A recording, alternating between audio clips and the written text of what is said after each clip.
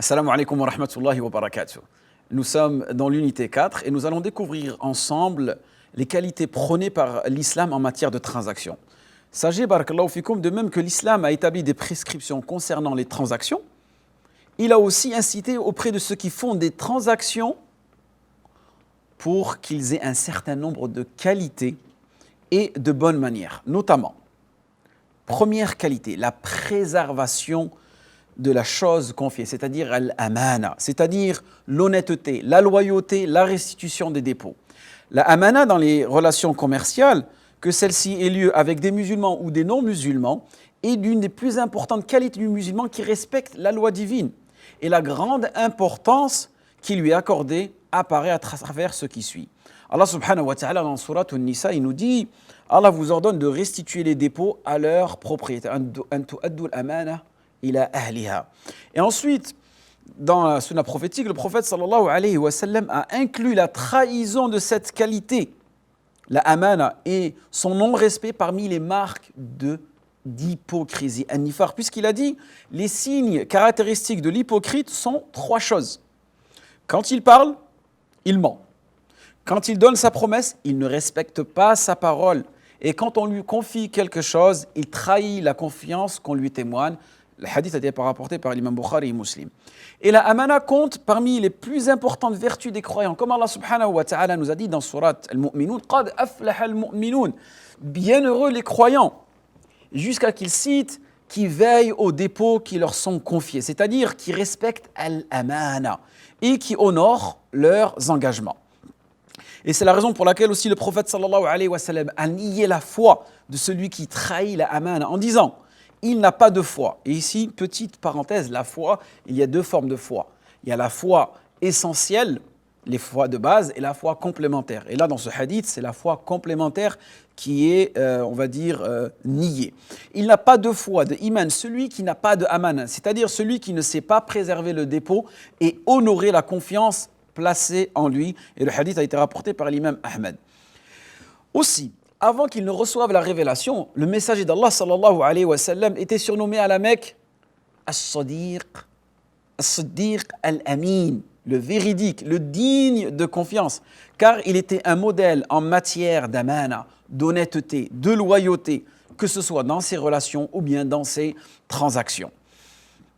Ensuite, parmi les vertus de ces qualités-là, la véracité, la sincérité, as-sidq.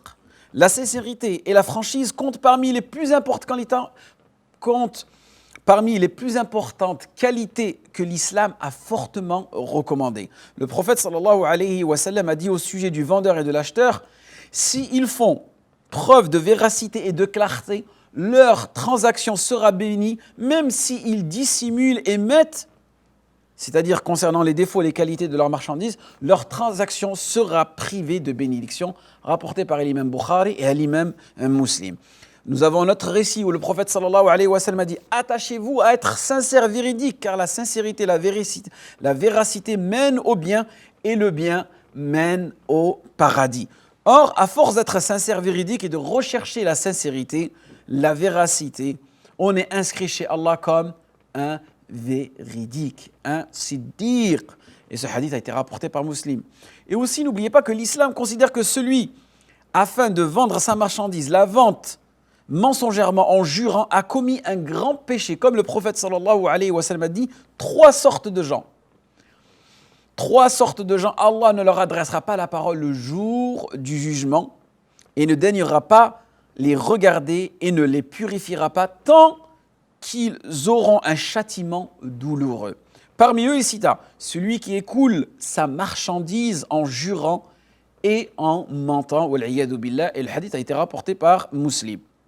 Ensuite, une troisième qualité qui est très importante à respecter lorsque vous effectuez des transactions, c'est faire les choses à la perfection, al-itqan, et exceller dans son travail.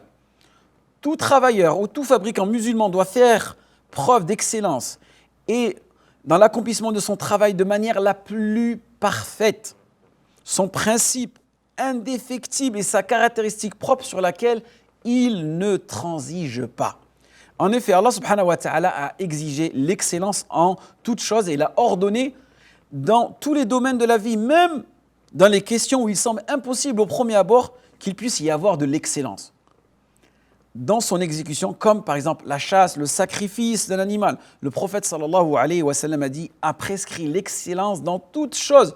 Donc, quand vous tuez, faites-le de la meilleure manière, et quand vous sacrifiez une bête, faites-le de façon parfaite. وَإِذَا قَتَلْتُمْ فَأَحْسِنُوا الْقِتْلَةَ. D'accord ? Faites-le de manière parfaite. Quand l'un de vous veut le faire, qu'il aiguise alors sa lame et qu'il apaise la bête qu'il doit sacrifier. Le hadith a été rapporté par Muslim.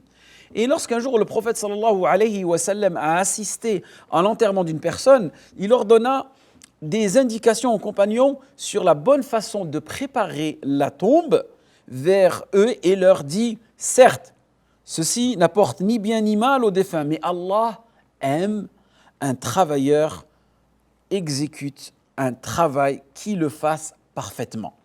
Et le hadith a été rapporté par Al-Bayhaqi dans Shu'ab al-Iman. Et dans une variante, il a été rapporté que Allah subhanahu wa ta'ala aime quand l'un de vous fait un travail, qu'il le fasse à la perfection. D'accord ?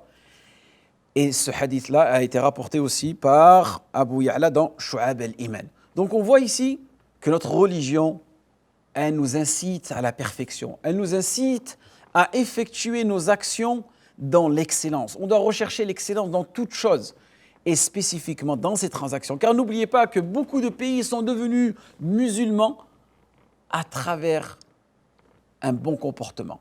Et l'un des meilleurs comportements qu'on a pu remarquer pour l'expansion de l'islam a été à travers les transactions. Beaucoup de continents, beaucoup de contrées ont accepté l'islam grâce à qui ? Aux commerçants musulmans. Et surtout le commerce, vous savez, c'est l'une des meilleures manières de tester le comportement d'une personne. Donc lorsqu'une personne elle est éthique dans son commerce, croyez-moi que dans le reste de ses interactions, c'est l'une des personnes les plus éthiques. En espérant que ce rappel a été bénéfique pour vous et moi. Waffaqakumullah lima yuhibbu wa yarda. Wassalamu alaikum wa rahmatullahi wa barakatuh.